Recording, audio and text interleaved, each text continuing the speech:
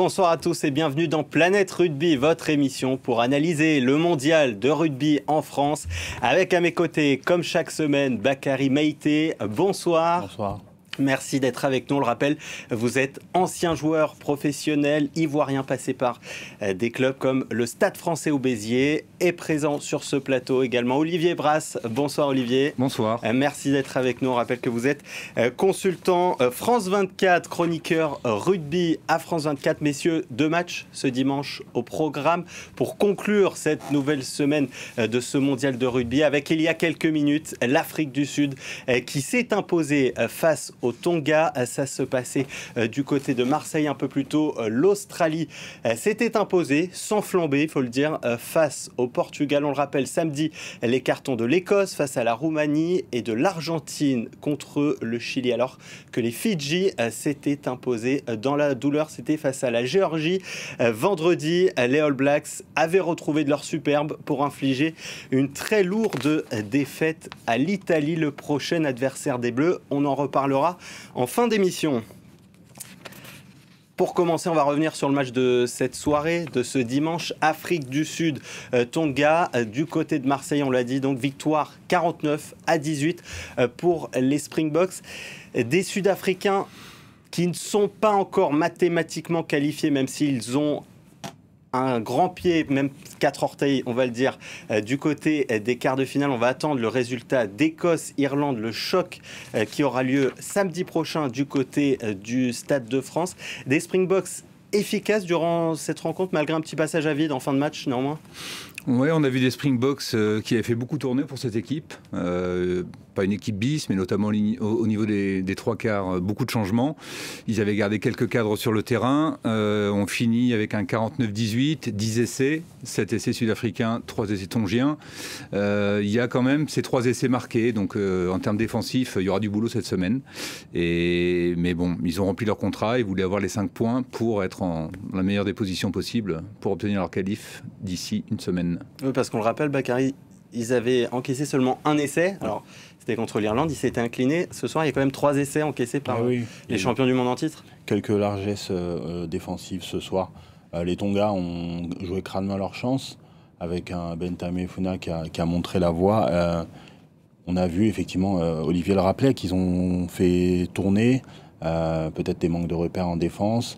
Ils ont aussi ce luxe, j'ai envie de vous dire, d'avoir 15 jours avant les quarts de finale éventuels, on l'a rappelé, mais ils vont pouvoir attendre sereinement. Donc eux, ils seront dans leur canapé pour Irlande-Écosse et ils vont pouvoir travailler défensivement avec une équipe, peut-être une équipe type pour les quarts de finale. Et dans les enseignements de la soirée, le principal, c'est vraiment le retour d'André Pollard de 50 minutes. 4 transfos au pied, 100%. On l'a vu, il avait peu joué, il revient de blessure. Voilà, on l'a vu en forme, on l'a vu bien tenir son rôle. Et pour eux, là, c'est une vraie bouffée d'oxygène. Ils savent qu'ils ont un artilleur d'une autre trempe que ceux qui notamment, n'avaient pas été très bons contre l'Irlande et qui avaient raté 11 points au pied. Donc je pense que pour l'Afrique du Sud ce soir, à part le petit trou défensif, la soirée a été bonne. Au pied, c'est ce qui avait pêché, on s'en souvient, face à l'Irlande. Ça avait coûté même cette victoire décisive face à l'Irlande. Cette fois-ci, les Sud-Africains, ils ont retrouvé un joueur dans ce secteur de jeu. C'est André Pollard qui a été vraiment décisif. Oui. Alors, on loue beaucoup son jeu au pied à juste titre. Après, il faut effectivement se rendre compte que l'Afrique du Sud ne joue pas exactement pareil quand André Pollard est à l'ouverture. Donc, pour les futurs adversaires des Boks, on espère que ce sera éventuellement la France. Enfin, il y a encore des calculs mathématiques et je suis vraiment pas le mieux placé là-dessus pour vous aider. Mais non, on verra. Effectivement, il va falloir s'adapter. C'est quelqu'un qui joue très loin de la ligne, qui a une longueur de jeu au pied, donc sur le but, mais aussi dans le jeu courant. Donc le triangle arrière doit se méfier d'un joueur de la trempe d'André Pollard. Sur cette gestion d'effectifs, Bakary en parlait, cette gestion d'effectifs que peuvent se permettre ces Sud-Africains, ça peut peut-être faire la différence d'ici 15 jours pour le quart de finale et peut-être pour la suite, pour toute la phase finale. C'est évident, ils ont à la fois ce banc qui est très très riche, ils ont fait un choix technique aussi qui est étonnant puisqu'ils perdent un talonneur, ils décident de prendre un ouvreur à la place. Donc le le seul point faible qu'ils avaient isolé ou identifié, en tout cas, ils l'ont réglé. Et ils ont surtout aussi cet avantage dans la gestion du calendrier, 15 jours, ce que disait Bakary. Là, pour eux, ils ont quand même vraiment 15 belles journées qui les attendent.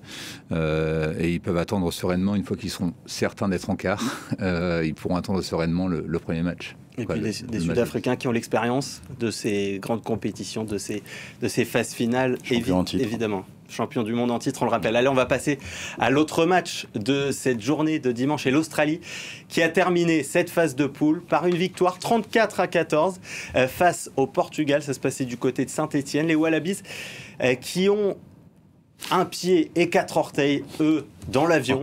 Mais qui ne sont pas encore éliminés. On va voir peut-être le classement de cette poule. Les Australiens qui sont actuellement deuxièmes avec un match de plus que les Fidji. Les Fidjiens qui n'auront besoin en réalité que d'un point, donc au moins du bonus défensif face au Portugal dimanche prochain pour être certains d'être qualifiés. Des Australiens qui finissent par une victoire, mais qui n'ont même pas réussi à se rassurer réellement dans cette rencontre face à l'adversaire le plus faible de cette poule.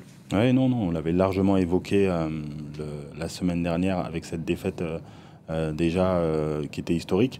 Là encore, ils gagnent, mais c'est sans saveur. Une fin de match totalement indigente. Et aujourd'hui, effectivement, la question sur le sélectionneur Eddie Jones doit se poser.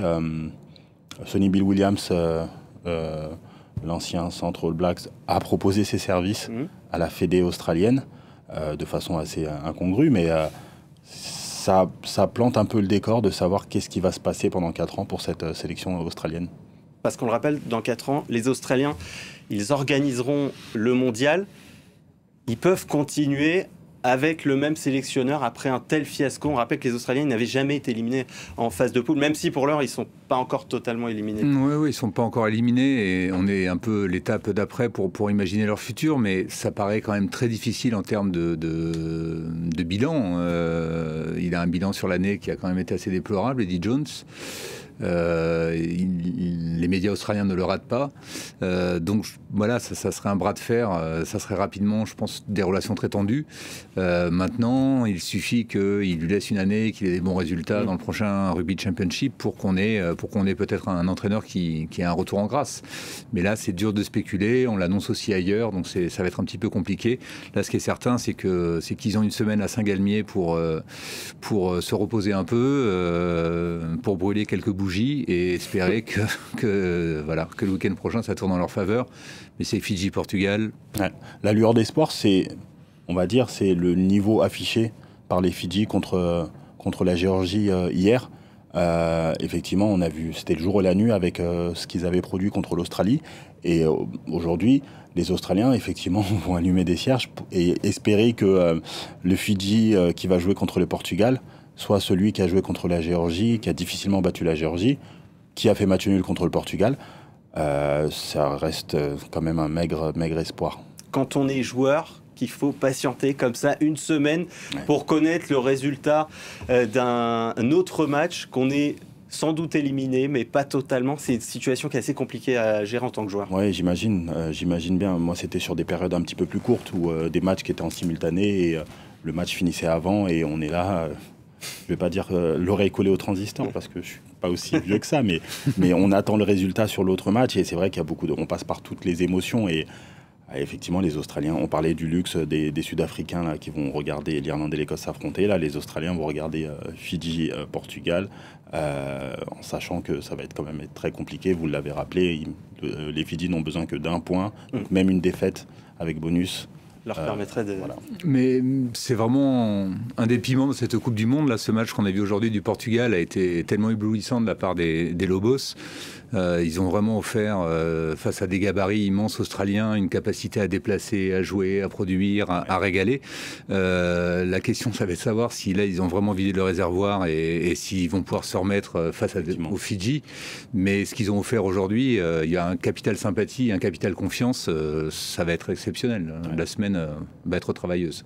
Ce sera leur 4e match, effectivement, donc il y aura la dimension physique qui va rentrer en ligne de compte. Mais aujourd'hui, on a vu des joueurs comme Nicolas Martins, comme Mike Tadger, encore une fois, à la pointe du combat, comme Samuel Marquez, très précieux dans le jeu au pied. Patrice Lagisquet leur a apporté énormément, je pense aussi. Donc, sur ce baroud d'honneur contre Fidji, attention. Eh bien, rendez-vous le week-end prochain. Ce sera le dernier match d'ailleurs de cette phase de groupe. On va passer à l'image du jour, côté bleu, image qui devrait rassurer tous les supporters français. C'est Antoine Dupont de retour sur les terrains d'entraînement. Regardez, le capitaine des Bleus qui était revenu samedi tard dans la soirée dans le groupe, une semaine après son opération à la suite de sa fracture maxillo-zygomatique. Le demi-de-mêlée français qui s'est entraîné à part, aucun contact évidemment, mais il a pu de nouveau courir et retoucher quelques ballons. Antoine Dupont, il ne sera pas remis normalement à temps pour le match face à l'Italie, qui on le rappelle aura lieu vendredi, mais le staff des Bleus espère avoir Antoine Dupont dans ses rangs pour ce quart de finale probable, sans doute face à l'Afrique du Sud. C'est dans 15 jours maintenant. Quand on voit Antoine Dupont revenir, quand on est joueur, quand on voit son leader revenir dans le groupe, revenir à l'entraînement, c'est quelque chose qui peut porter une équipe quand on est joueur. Clairement. Son impact sur ce groupe-là est indéniable, de par sa position de capitaine et aussi de par son titre honorifique qu'il a déjà eu depuis l'an passé, mais de meilleur joueur du monde. Aujourd'hui, sur une Coupe du Monde à domicile, Antoine Dupont est rentré dans le cœur des Français, si je peux dire, et l'attente est incroyable. Donc le fait de le revoir revenir dans le groupe des 33 à l'entraînement, même s'il s'entraîne à part, est déjà un impact positif auprès de ses partenaires, et on va attendre la suite bien patiemment. Oui, et puis on peut être certain qu'il a aussi un rôle, on l'a vu dans les échanges qu'il peut avoir avec Fabien Galtier, ancien demi de mêlée. Voilà, ils ont fait le dernier tournoi ensemble et ceux d'avant. Ils vont parler tactique contre l'Italie. C'est quelqu'un qui, en dehors juste du terrain, dans les discussions techniques, les réunions techniques, là il pourrait y être à 100%, il enlèvera sa casquette. Et il est très important aussi là-dedans, dans les choix de jeu, dans l'analyse. C'est quelqu'un qui est très précieux pour le 15 de France. En attendant, une équipe se dessine désormais pour cette rencontre qui approche face à l'Italie, rencontre qui sera décisive. C'est en quelque sorte un huitième de finale de ce France-Italie. Si la France s'incline, elle devrait être éliminée normalement. Une équipe se dessine donc. Et c'est Maxime Lucu qui tient la corde pour remplacer Antoine Dupont. C'est un choix logique pour vous ?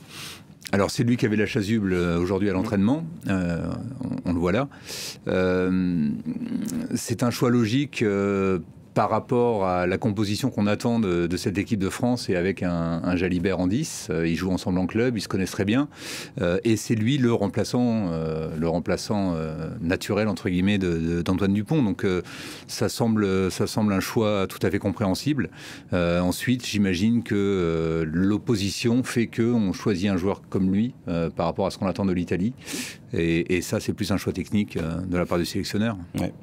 Il y a une stat aussi qui vaut ce qu'elle vaut, mais Maxime Lucu est invaincu avec les Bleus. 17 sélections, donc, 17 victoires. On va espérer que ça continue jusqu'au bout de cette Coupe du Monde. Et Olivier rappelait la composition de la charnière de l'UBB. Maxime Lucu a emmagasiné de la confiance, de l'assurance. Il est dans un rôle où il remplace le capitaine, il rentre sur des fins de match. Il va commencer ce match-là. On se rappelle du match de l'Uruguay.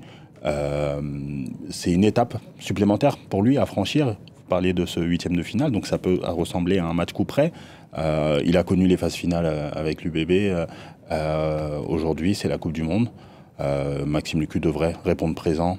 Je pense qu'il a le bulbe, il a la qualité pour le faire. Donc, et je pense surtout que le staff et ses coéquipiers ont pleinement confiance en lui. En face, ce sera une équipe italienne qui reste sur cette large défaite face aux All Blacks. C'était vendredi du côté de Lyon. Mais dès la fin de cette rencontre, ils l'ont assuré. Ils sont tout de suite tournés vers ce dernier match décisif face à la France. On va écouter Michel Lamaro, le troisième ligne de cette équipe d'Italie, qui l'assure. Désormais, les Italiens sont focalisés sur cette rencontre. On est un groupe de joueurs qui a fait face à de nombreux défis, et on continuera à le faire. Maintenant, nous devons nous regrouper et nous reconcentrer vers la prochaine rencontre et ce match de vendredi. C'est notre objectif. Nous voulons être capables d'y parvenir et nous sommes absolument certains que si nous jouons à notre meilleur niveau, nous aurons nos chances. C'est ce que nous voulons faire. Des Français favoris, largement favoris face à l'Italie, mais on s'en souvient, ça avait été compliqué lors du dernier tournoi Destination. Les Italiens, ils ont un peu plus les armes pour vous face à une équipe comme la France que face aux All Blacks, comme on l'a vu vendredi? Alors si on prend la photographie de l'instant, après la rouste qu'ils viennent de prendre contre les Néo-Zélandais, ça me semble compliqué pour eux. Mais c'est vrai que quand on remonte au cœur de l'hiver, pendant le tournoi, ils avaient réussi à embêter les Français. Ils menaient au score pendant très longtemps dans cette partie. Ils ont des joueurs très puissants comme Canonné, comme Brex, comme Lamaro. Negri et Lamaro. La défense française aura fort à faire, mais je pense que ça devrait passer pour l'équipe de France. Oui, on est quand même sur 10 ans sans défaite face à l'Italie. On sait l'importance qu'a ce match pour les Bleus. Ils ont un plan, une flèche du temps qui va beaucoup plus loin que ça.